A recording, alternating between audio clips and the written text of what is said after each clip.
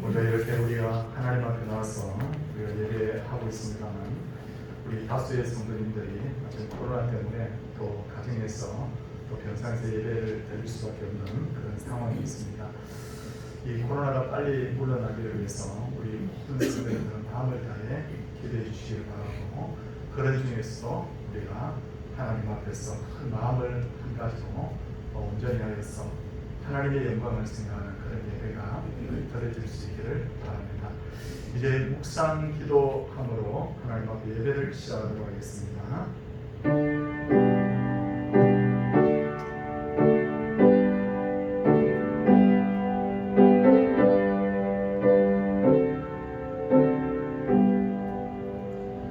하나님은 영이시니 예배하는 자가 영과 진리로 예배할지니라. 아멘.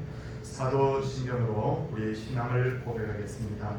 나는 전능하신 아버지 하나님 천지의 창조주를 믿습니다. 나는 그의 유일하신 아들 우리 주 예수 그리스도를 믿습니다. 그는 성령으로 잉태되어 동정녀 마리아에게서 나시고 본디오 빌라도에게 고난을 받아 십자가에 못 박혀 죽으시고 장사된 지 사흘 만에 죽은 자 가운데서 다시 살아나셨으며 하늘에 오르시어 전능하신 아버지 하나님 우편에 앉아 계시다가 거기로부터 살아있는 자와 죽은 자를 심판하러 오십니다. 나는 성령을 믿으며 거룩한 공교회와 성도의 교제와 죄를 용서받는 것과 몸의 부활과 영생을 믿습니다. 아멘. 찬송 91장입니다.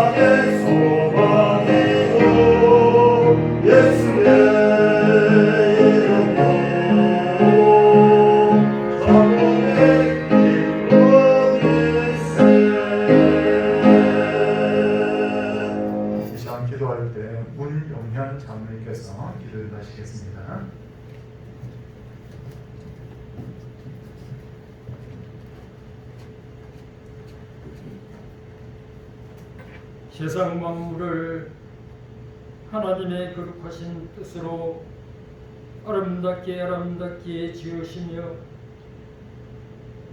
지으신 만물을 통하여 영광과 찬송과 감사를 세세토록 받기에 합당하신 우리들의 아버지 하나님, 주님의 은혜를 감사드리오며 감사드리옵나이다.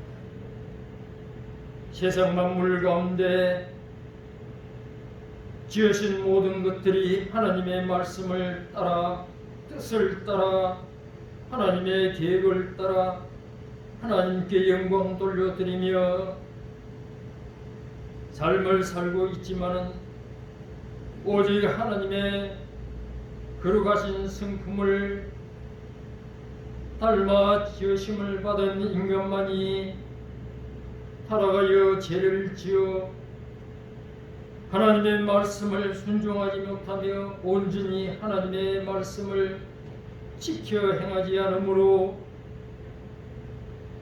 오늘날과 같이 하나님의 진노 속에 있게 됨을 다시 한번 생각하게 됩니다. 자비하신 우리 주님, 우리를 불쌍히 여겨 주옵소서. 이런 기회를 통하여 우리 자신을 돌아보며 다시 한번 하나님의 말씀에 더 가까이 나가며 우리의 모든 것을 돌아봐 말씀에 합당한 생활을 할 수 있는 귀한 기회가 되게 하여 주옵소서. 그리하여 다시 한번 하나님의 은혜를 잊게 하시며 하나님의 긍휼하심으로 말미암아 우리가 하나님의 원하시는 귀한 수준에 이르러 다시 한번 하나님 앞에 바로 서게 하여 주옵소서. 참으로 세계 만민이 코로나로 인하여 이와 같은 고통 중에 있사옵고 하나님 앞에 바른 예배를 드릴 수 없게 됨을 참으로 주님 앞에 죄송스러움나이다. 하나님 아버지, 우리를 돌아보사 다시 한번 회복시키시며 먼저 믿는 믿음의 귀한 백성들을 통하여 이 모든 것들이 하나님을 향하여 다시 돌아오는 귀한 기회로 삼아 주옵소서. 하나님 아버지, 오늘도 거룩한 날 이렇게 모여서 하나님 앞에 예배드리며 또 각기 처소에서 하나님을 향하여 우리 자신을 돌아보며 탄식하며 주님 앞에 회개하는 모든 회개들을 우리 주님 받아 주시옵시고 우리 모두를 회복시켜 주옵소서. 하나님 아버지, 주님 앞에 간구함을 드려옵나이다. 우리 믿음의 형제들 가운데 몸이 아파 어려움을 당하는 형제들이 많이 있어옵나이다. 주님, 저들을 불쌍히 여기시고 불쌍히 여기소서. 생명에 거는 듯이며 저들을 지으신 분이 하나님이시오니 주님 선한 뜻대로 저들을 고치사 다시 한번 함께 하나님의 영광을 높이 드러내는 귀한 서울 동산 교회가 될 수 있도록 주여 은혜를 베풀어 주옵소서. 하나님 아버지, 하나님 아버지, 주님 앞에 아뢰는 귀한 소원들을 믿음으로 하게 하시고 간절함으로 하게 하시며 하나님의 영광을 위하여 주님 앞에 간절한 소원을 아뢰를 수 있도록 주여 함께해 주시옵기를 간절히 비옵고 나옵나이다. 형제를 위하여, 가족들을 위하여, 이웃을 위하여, 우리의 많은 이웃들을 위하여 주님 앞에 비옵는 그 기도를 들으시고 저들의 마음을 만지시사 하나님 앞으로 돌아올 수 있도록 주여 은혜를 베풀어 주시옵기를 주여 간절히 비옵고 나옵나이다. 어떤 경우에도 주의 귀한 말씀을 우리 다른 세대에 전하게 하시고 가르쳐 저들이 하나님께 더 가까이 나가며 하나님의 일꾼이 되기에 부족함이 없도록 지도하며 저들을 위하여 우리의 할 일을 다 감당하는 우리의 모든 주님께서 세우신 귀한 청지기들이 될 수 있도록 주여 함께해 주시옵기를 주여 간절히 비옵고 주여 오라옵나이다. 이 교회를 위하여 신수철 목사님을 세우시고 지금까지 함께하심을 감사드리옵나이다.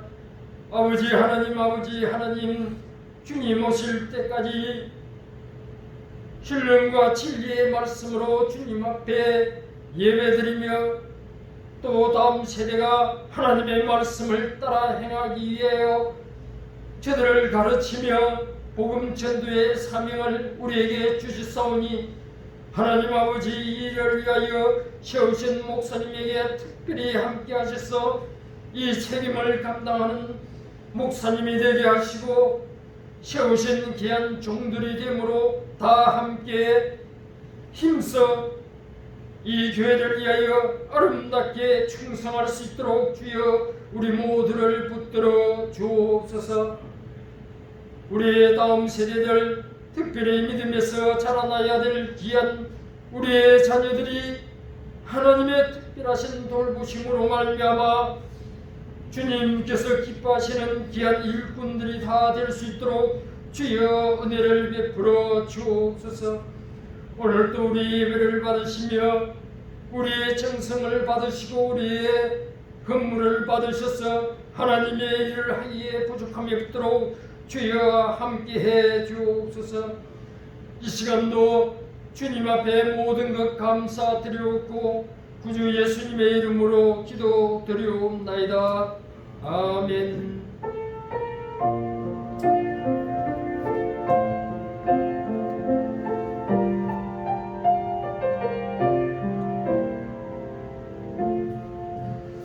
하나님의 말씀은 고린도전서 1장 22절에서 25절까지의 말씀입니다.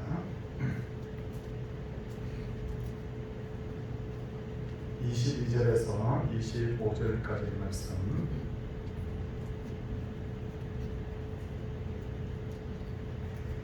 유대인은 표적을 구하고 헬라인은 지혜를 찾으나 우리는 십자가에 못 박힌 그리스도를 전하니 유대인에게는 거리끼는 것이요 이방인에게는 미련한 것이로되 오직 부르심을 받은 자들에게는 유대인이나 헬라인이나 그리스도는 하나님의 능력이요 하나님의 지혜니라. 하나님의 어리석음이 사람보다 지혜롭고 하나님의 약하심이 사람보다 강하니라. 아멘. 이제 이 시간은 우리 정인서 집사님 하나님께 독성으로 영광 돌려드리도록 하겠습니다.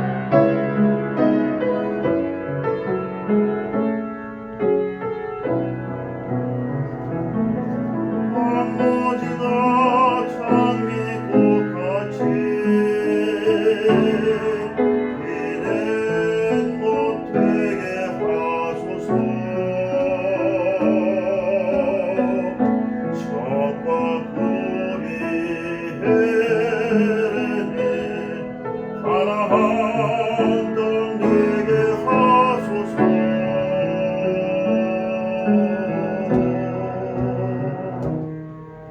내 영혼 주를 바라게 하소서. 내 영혼 주와 함께 걷게 하소서. 내 영혼 주와 내 영혼 함께 하소서. 내 영혼 주를 기뻐하게 하소서. 주를 기뻐하게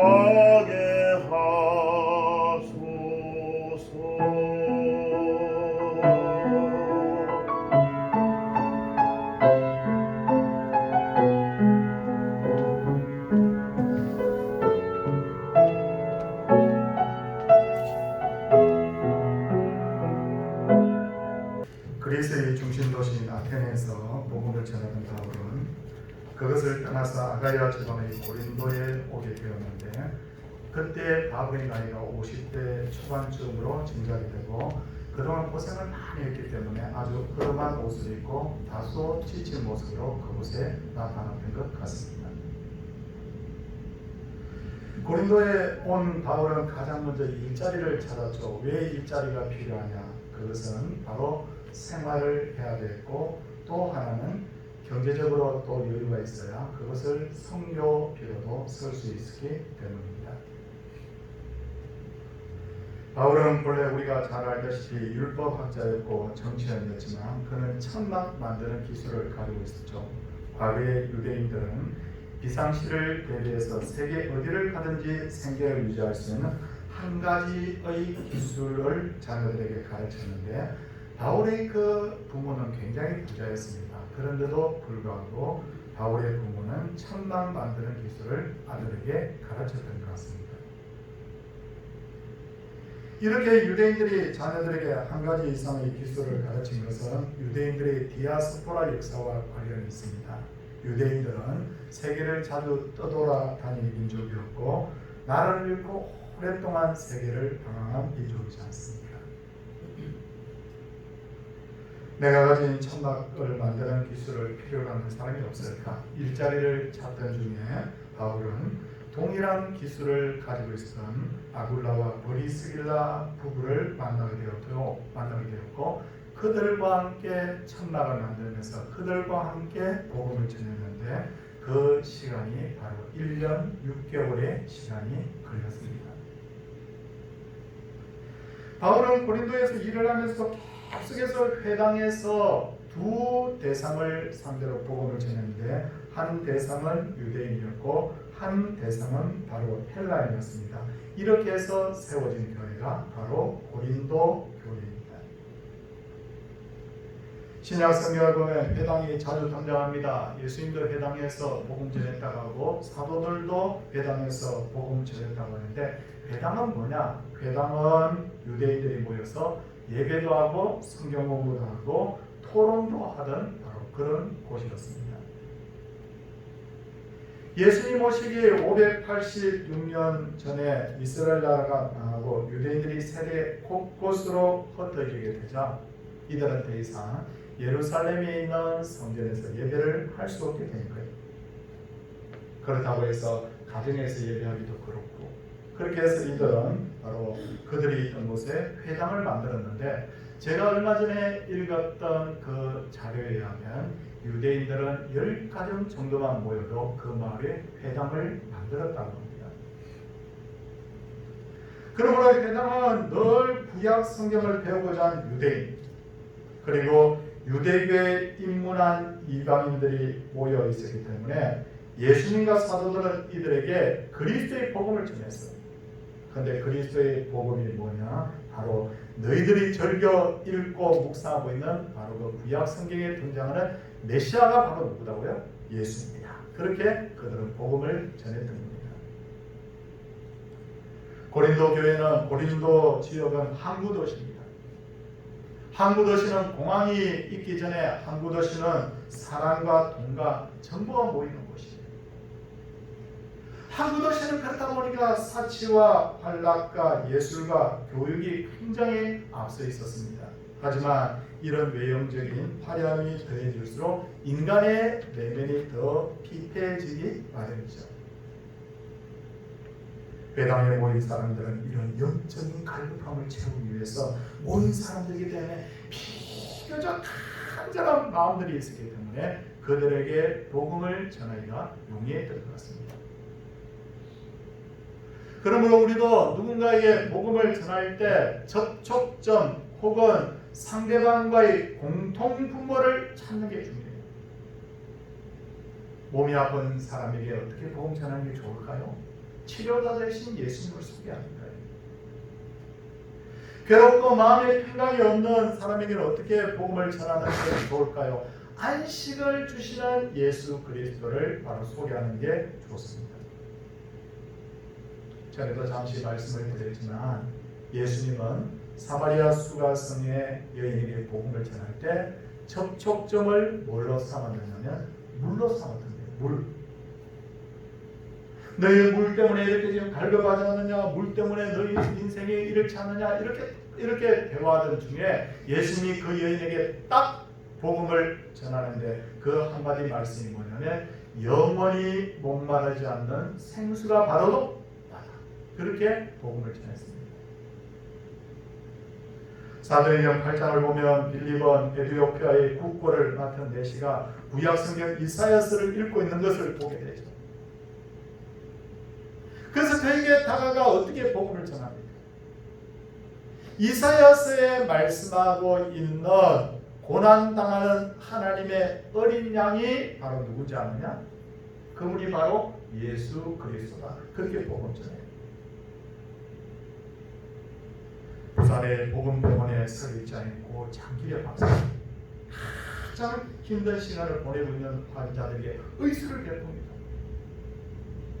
예수님의 이름으로 그리고 기도하며 위로해주고 위로해 주었는데 굉장히 많은 사람들이 그 장기래 박사님을 통해서 복음을 접하게 됩니다. 무엇입니까? 바로 접촉점 그리고 함께 바로 공유할 수 있는 공통 분모가 있었기 때문에 이렇게 복음을 쉽게 전할 수 있었던 거예요.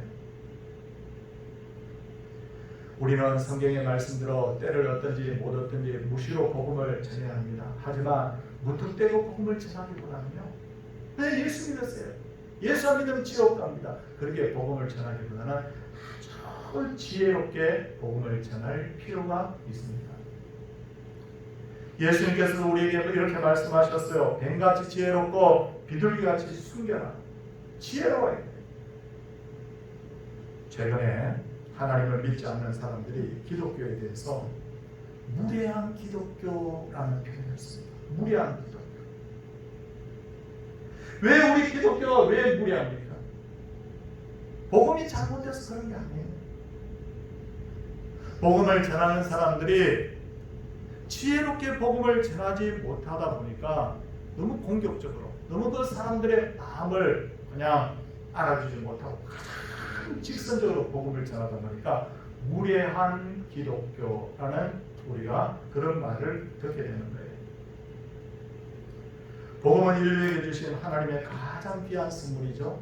그럼 그 귀한 선물을 어떻게 해야 됩니까? 가장 귀한 선물이기 때문에 사람들이 가장 그 귀한 것을 귀한 것으로 받을 수 있도록 가장 좋은 포장지에 그 복음을 사서 사람들에게 전할 필요가 있다는 거예요. 제가 몇 년 전에 네팔을 갔는데 네팔에 그 시장통 같은 데 가니까 그 환전소가 많이 있더라고요. 우리나라에서 네팔 돈을 바꿔갈 수 없어서 달러로 바꿔가서 거기서 다시 네팔 돈으로 바꾸는데 제가 네팔에서 돈을 바꾸면서 깜짝 놀랐습니다. 돈이 아니라 완전 걸레예요. 걸레. 이렇게 한 50달러, 100달러 정도 이렇게 바꾸면 돈을 이렇게 한 뭉치를 줍니다. 얼마나 많이 주는지 몰라요. 근데 돈의 글씨가 안 보일 정도로 완전히 돈이 돈 같지가 않는 거예요. 그래서 제가 그 돈을 바꾸면요, 그 돈을 받고 이걸 주머니에 넣기도 찝찝한 거예요. 하도 돈이 지저분하니까. 그리고 그 돈을 제가 만지고 나서는 제가 기회가 있는 대로 손을 씻었습니다. 그만큼 돈이 지저분한 거예요. 돈 얼마나 귀한 것입니까? 그런데도 너무 지저분하다 보니까, 너무 더럽다 보니까 그 돈을 만지기가 싫어지더라고요. 복음도 마찬가지입니다. 복음도 막무가내로 전하면 사람들이 복음의 가치를 모르는 거예요. 복음보다 귀한 게 얼마나 복음보다 귀한 게 어디 있겠습니까? 얼마나 귀합니까? 정말 소중한 복음을 소중하게 우리가 다루고 소중하게 전할 때 안 믿는 사람들이 어떻게 생각하냐? 야, 진짜 이거 귀한 건가 보다. 정말 저 말에 우리가 귀를 기울여야 되겠구나. 이렇게 반응을 하게 되는 거예요. 고린도 교회를 세운 바울은 그 교회를 아볼로에게 맡기고 바로 계속해서 전도 여행을 하게 됩니다. 이렇게 5년의 세월이 흐른 어느 날 에베소에 바울이 있는데 누가 찾아왔느냐면 근로의 식구들이 바울을 찾아와서 고린도 교회가 지금 분쟁 중에 있다는 소식을 전하게 됩니다. 그리고 이어서 스데바나와 버드나도와 아가이고가 고린도 교회의 문제들을 어떻게 해결하면 좋겠습니까? 하고 바울에게 자문을 구합니다. 그래서 바울은 에베소를 떠날 수 없어서 글로서 고린도 교회의 문제들에 대한 답을 주게 되는데, 그 글로 쓴 편지가 바로 오늘 우리가 읽고 있는 고린도 전서입니다. 바울은 편지의 서두에 하나님의 어리석음이 사람보다 지혜롭고 하나님의 약하심이 사람보다 강하니라, 그렇게 말하고 있습니다. 물론 이 말씀 자체는 복음의 어떤 성격에 대해서 말씀하고 있지만, 한편으로는 사람의 지혜로 문제를 풀려고 하지 말고 기도하면서 하나님의 인도를 받으라는 의미가 여기에 숨어 있는 거예요. 저는 오랫동안 목회를 하다 보니까 제 나이에 비해서는 목회 기간이 굉장히 긴 편이죠. 30년이 넘었으니까. 근데 제가 직간접적으로 경험한 바에 의하면요, 똑똑하다고 자부하는 사람들이 많은 교회일수록 문제가 많더라고요. 우리는 참 아는 것이 없어요. 그렇기 때문에 우리는 기도합니다. 우리는 아는 것이 없기 때문에 다 우리는 하나님의 말씀을 배워야 됩니다. 이렇게 하는 교회는 문제가 없더라고요. 그런데 내가 많이 알아, 내가 똑똑해, 내가 신앙생활 잘하는 사람이야, 내가 그래도 교회를 얼마나 오랫동안 섬겼는데, 이렇게 하는 경우가 더 문제가 많더라고요. 어떤 교회를 가보면요, 우리 교회는 이렇게 변화돼야 된다, 이렇게 소리를 높이는 사람들이 있어요. 목사는 이렇게 해야 되고, 장로는 이렇게 해야 되고, 권사는 이렇게 해야 돼. 그러면서 하는 말이 뭐냐면, 한국 교회는 이렇게 개혁이 돼야 된다. 이렇게 주장하는 사람들의 두 가지 특징이 있는데, 성도님들 여기서 잘 한번 생각해 보십시오. 이렇게 막 교회가 어떻고 한국 교회가 어떻고 하는 사람들의 두 가지 특징이 있는데, 다 그런 것은 아니지만 대체적으로 어떤 특징이 있느냐면, 개혁의 대상에서 자기는 싹 빼버려요. 자기는 쏙 빼버려요. 한국 교회가 변하기 위해서 내가 변해야 돼. 한국 교회가 변하기 위해서 우리 가정이 변해야 돼. 이렇게 접근해야 되는데, 교회가 어떻고 한국 교회가 어떻고, 근데 그 개혁의 대상에서 자기는 쏙 빼버려요. 둘째로는 또 하나의 특징이 있는데, 똑똑하다고 하는 사람이 많은 교회의 특징이 뭐냐면요, 말을 많이 하면서도 말 많이 하는 것에 비해서 성경을 읽고 기도하며 겸손히 하나님의 뜻을 받들고 말씀에 순종하지 않는다는 거예요. 왜 고린도 교회가 문제가 많은 교회가 되었을까요? 성도님들, 바울이 지적하잖아요. 너희들 은사는 많다고 그러잖아요. 은사가 많다. 똑똑한 사람, 자기 주장이 강한 사람이 많은 거예요. 고린도 전서를 읽어보면 얼마나 많은 은사들이 등장합니다. 이야, 이 정도 되면 교회가 크게 부흥하겠구나. 근데 아닙니다. 그런 사람들이 앉아서 서로 모여서 다투고 있는 거예요. 당파가 갈라졌지 않습니까? 똑똑하다 보니까 갈라지는 거예요. 개바파, 바울파, 아볼로파, 예수파로 나눠졌습니다. 똑똑하고 자기 주장이 강한 사람들이 자기 나름대로 신앙생활을 하는 거예요. 성경이 뭐라고 말씀하고 있는지 듣지 않는 거예요.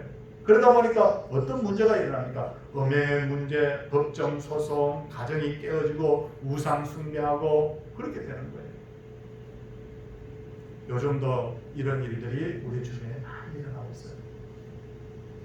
성도님들, 최근에 제가 읽은 자료에 의하면 기독교 단체 85개가, 우리나라 기독교 단체가 수천 개도 넘지만 85개 기독교 단체가 동성애를 찬성한다 하고 성명을 냈습니다.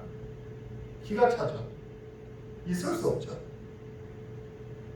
제가 그래서 그 자료를 구해가지고 도대체 아니 동성애를 그 사람들이 뭘 어떻게 해서 동성애가 괜찮다고 그렇게 하는지 제가 읽어보니까 그 내용에 이런 내용이 있더라고요. 다윗과 요나단이 우정으로 보죠, 우리는. 근데 그 사람들은 뭐라고 그러냐면 다윗과 요나단이 동성애자. 말이 됩니까? 예수님하고 베드로가 동성애자였다. 어디? 성경에 어디 그 내용이 나와 있습니까? 자기 나름대로 막 했어요. 무서운 시대. 성도님들, 지난주에도 제가 그 말씀을 잠깐 드렸지만 요즘 예수 믿는 사람들이 예수 믿는지 안 믿는지 그 사람들이 뭐라고 이야기하느냐? 성경은 하나님의 말씀도 있지만 하나님 말씀이 아닌 것도 있다. 그래서 어떻게 한다고요? 오등 비평, 하등 비평이라는 걸 통해서 하나님 말씀을 가려내야 된다. 그렇게 주장합니다. 말이 됩니까? 기독교인들 중에도 종교다원주의 사상을 가진 사람들이 있습니다. 세상의 모든 종교에서 섬기는 신은 이름만 다를 뿐이 다 똑같다고 해요. 그 사람들은. 왜 우리 교단이 왜 WCC를 왜 반대합니까? 기독교의 크대한 단체 중에 하나가 바로 세계적 단체 중에 하나가 바로 WCC인데 왜 반대합니까? 그들은 종교 간의 소통과 평화를 기한다는 명목으로 행사를 할 때마다 불교인들, 천주교 대표들, 천도교 대표들, 무슨 아프리카 무슨 무속 종교 대표들 다 초청해요. 말이 됩니까? 말이 안 됩니다. 1991년도인가요? WCC 총회가 호주에서 열렸는데 그 호주에서 열리는 그 소위 기독교 이 최대 단체 중 하나라는 WCC 총회가 열리는 그 자리에 한국의 모 대학교 교수가 그것도 신학을 어떤 바탕으로 한 그렇게 설립된 대학의 교수예요. 초원제를 지냈어요. 그 자리에서. 초원제가 뭡니까? 죽은 사람을 위로하는 제사를 말합니다. 그 내용이 많이 있어요. 제가 다 읽어봤어요. 그래서 그 자리에서 어떤 사람은 항의를 하고 또 굉장히 많은 사람들은 박수가채를 보내고 그렇게 했다고 하는데 왜 이렇게 되냐는 거예요. 왜 이렇게?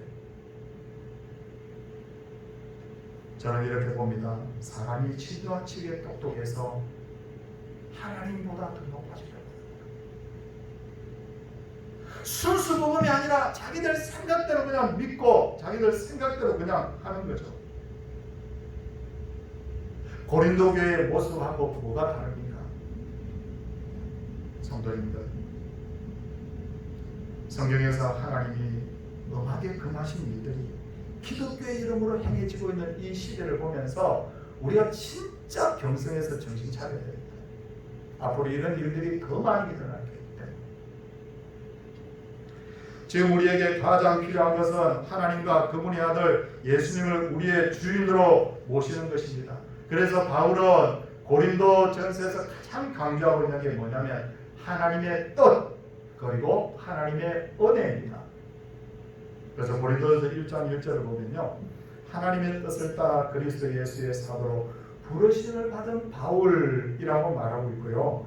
고린도전서 16장 23절 끝부분에 보면 주 예수 그리스도의 은혜가 너희와 함께 하고 라고 축원하고 있습니다. 하나님의 뜻 그리고 하나님의 은혜 떠나면 우리가 아무것도 아니라는 거예요. 오늘 한국교회가 추구해야 될 가장 중요한 것은 주님이 교회의 머리 되게 하는 것입니다. 교회의 머리는 주님이고 교회에서 행해지는 모든 일은 주님의 영광을 위한 것이 되어야 돼요. 오늘날 수만 명이 모이는 교회들이 기독교의 이름을 걸고 자기들 마음대로 행하는 그 모습들을 보면서 우리가 비판만 할 것이 아니라 우리의 삶에, 우리의 가정에, 우리의 교회의 머리가 정말 예수 그리스도인가, 이 부분에 있어서 우리가 정말 심각하게 우리 자신을 돌아봐야 될 때인 줄 믿습니다. 그리고 모든 그리스도인은 지정의 세 부분에서 그리스도의 주 되심을 고백해야 되는데, 신약 성경을 보면 사복음서의 성격은 뭐냐면 복음이란 무엇인가를 설명하고 있어요. 물론 복음은 바로 예수 그리스도입니다. 그리고 로마서는 그 복음의 의미를 해석을 해주고 있어요. 그러면 우리가 방금 지금 읽고 있는 이 고린도 전서는 뭐냐면요, 바로 그리스도인은 어떻게 살아야 될 것인가를 이야기하고 있습니다. 그러면 저는 이렇게 한번 짝을 지어봅니다. 사복음서는 지다, 그러면 로마서는 정이다, 그리고 고린도전서는 의다. 의라는 것은 의로울 의자가 아니라 우리가 이렇게 삶을 통해서 행하는 걸 말합니다. 성도님들, 우리가 복음에 대해서 잘 알고 있으면서도 복음의 사람으로 살지 못한다면 그것은 주님이 말씀하셨던 행위로 주님을 부인하는 사람과 같다는 거죠. 셋째로, 사람의 근본이 치유가 되면 생활의 열매가 나타납니다. 다시 한번 강조합니다. 사람의 근본이 치유가 되면 생활의 열매가 나타납니다. 60여 년 전, 굉장히 오래전의 이야기입니다. 저희 큰 외삼촌이 군대에 가서 배가 아파서 맹장 수술을 했습니다. 근데 맹장 수술을 하고 이렇게 조금 있으면 낫잖아요. 상처가 막 한두 주 있으면 낫고 한두 달 있으면 이제 활동이 가능하고 하는데, 맹장 수술하고 난 후에도 그 환처가 아물지를 않는 거예요.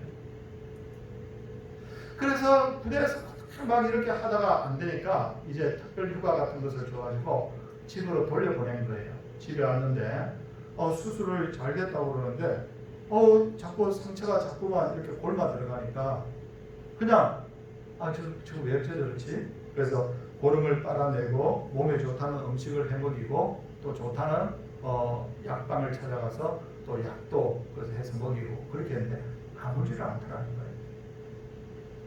지금의 어떤 시대가 아니고 60여 년 전입니다. 굉장히 오래전이죠. 1960년대 초 그 정도 됐겠죠. 그런데 낫지 않으니까 나중에는 이제 제일 큰 병원, 도시에 있는 큰 병원을 찾아갔어요. 그래서 정밀 검사를 해보니까 배에 뭔가 이상한 것이 있어서 재수술을 했대요. 재수술을 했는데 신문에 토픽에 나올 만한 거예요. 뭐냐면 맹장 수술하면서 의사가 꺼즈를 뱃속에 넣어놓고 그냥 봉합을 해버린 거예요.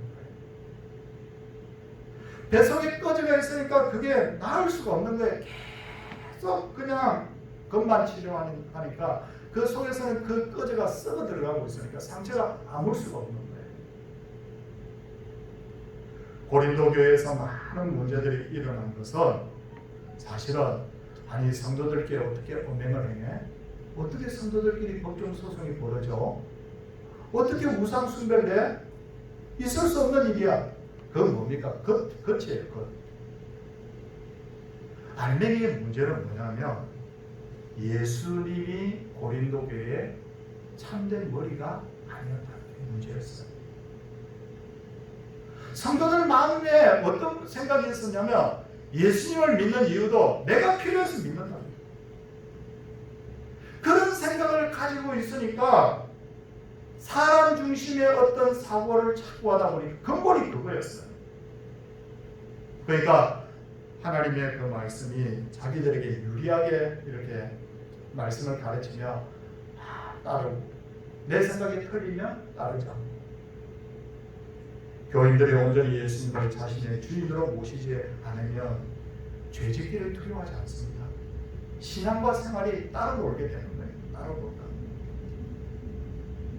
오늘 예수 믿는 사람들이 많습니다. 그러나 진정으로 마음의 주인으로 예수님을 모시고 있는 사람이 얼마나 되는가를 우리가 좀 살펴봐야 돼요. 정말 무서운 것은 뭐냐면요, 앞으로 자꾸만 이상한 소리 하는 사람들이 자꾸만 많아지면 마음의 중심에 예수님이 경고하지 않으면 대세를 따라가요. 대세를. 미국의 그리스도인들, 기독교인들, 동성애 비판하는 기독교인들 별로 없습니다. 대세가 그런데 다 따라가고, 동성애 하는 사람들이 와가지고 목사님에게 주례를 해달라고 그래도 미국 같은 사회에서는 해준다고 그래요. 그게 대세니까. 성도님들, 우리의 마음속에 정말 예수 그리스도가 정말 살아주구나, 내 마음의 주인 되는 그런 그리스도인으로 살아갈 수 있기를 바랍니다. 오늘 성경을 보면서 고린도 교회의 모습이 우리의 거울이 되어야 됩니다. 그래서 진짜 단순한 복음입니다. 정말 늘 강조하는 겁니다. 내 마음속의 주인이 누구냐? 예수 그리스도. 우리의 가정의 주인이 누구냐? 예수 그리스도. 우리의 교회의 주인이 누구냐? 예수 그리스도. 모든 지, 정, 의를 다해서 예수 그리스도의 주인 되심을 선포하는 그리스도. 우리 동산의 모든 우리 가족들은 이러한 그리스도인들, 참된 그리스도인들 되시기를 주의 이름으로 축원을 드립니다. 찬송하도록 하겠습니다. 찬송 292장입니다.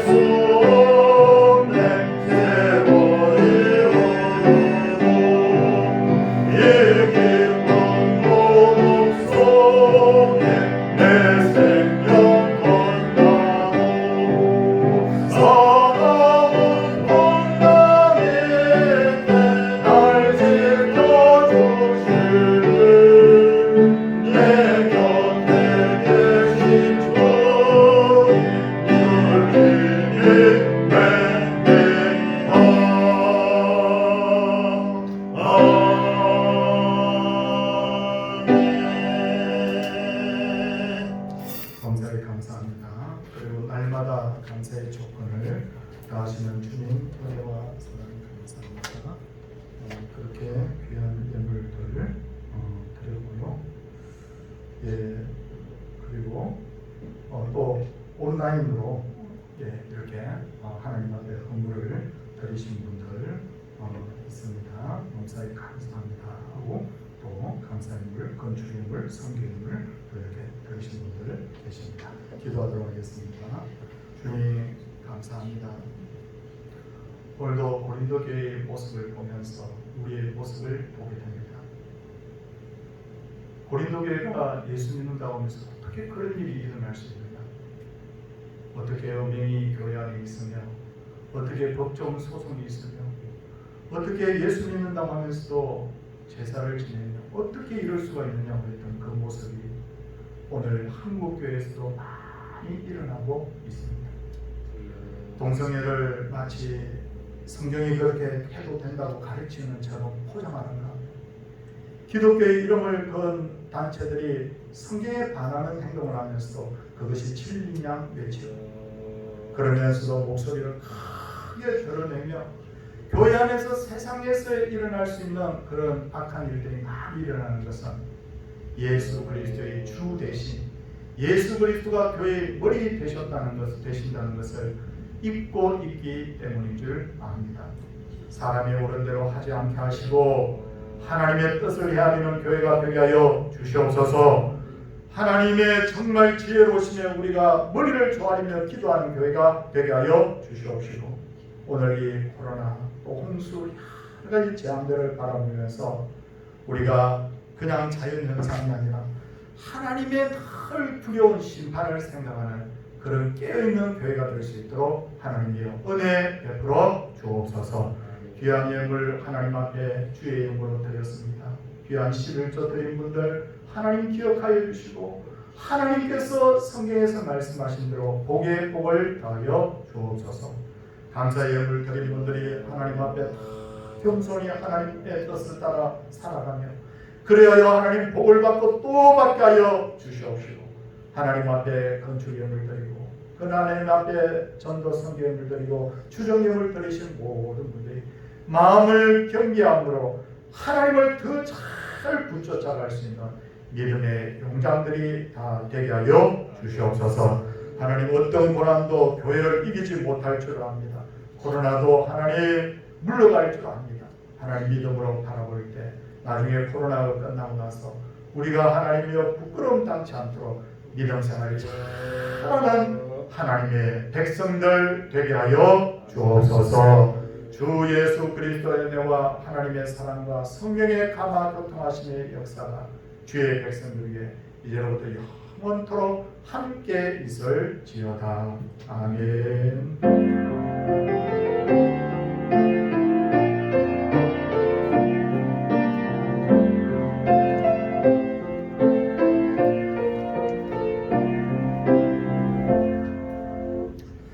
교회 앞에 광고 드리도록 하겠습니다. 김성 장로님이 뼈가 골절이 되는 것 같아요. 그래서 성북 성심병원에 성북이 아니고 강북 성심병원에 입원을 해 계십니다. 우리 장로님 위해서 꼭 기도해 주시고 그렇게 해 주시기를 부탁드리고요. 또 우리 박찬희 권사님 수술 잘 되었다고 제가 통화를 했습니다. 성도님들께 인사드립니다. 그리고 특별히 부탁을 드리고 싶은 것은 우리 남상원 집사님 위해서 우리 집중적으로 기도를 부탁을 드리도록 하겠습니다. 암으로 투병 중인 분이 저희 교회에 여러 분 계시는데 호전이 되시는 분들이 많이 계시는데 우리 남상원 집사님이 많이 지금 힘든 시간을 보내고 있기에 우리 특별히 기도를 부탁을 드리도록 하겠습니다. 그 외에도 우리 노병에 있거나 또 안식병으로 고생하시는 분들을 위해서 꼭 기도해 주시기를 부탁을 드립니다. 오늘 저 교회당 천정이 또 뚫어져 있어가지고 좀 그런데 이제는 어디서 물이 새는지 확실하게 찾았습니다. 그래서 이제 이렇게 수리를 하고 나면 깨끗하게 교회 예배드리는 게 지장이 없을 줄 알고요. 코로나가 지금 굉장히 많이 창궐을 하기 때문에 우리 마음이 다 무거울 거예요. 저도 한 주간 동안 휴가를 보내면서 계속 기도하고 계속 염려가 되더라고요. 근데 이것도 다시 또 해결이 됩니다. 역사가 우리에게 증명해 주고 있습니다. 그럴 때 우리가 이럴 때일수록 정말 우리가 마음 불편해 하지만 말고 다 은혜롭고 더 은혜가 넘치는 그런 그리스도의 모습으로 우리가 살아갈 필요가 있어요. 성도들끼리 위로해 주시고 용기 내자고 격려해 주시고 그렇게 해서 믿음의 아름다운 교회 만들어가기를 바랍니다. 이제 우리 옆에 분들과 같이 한번 인사하도록 하겠습니다. 할렐루야.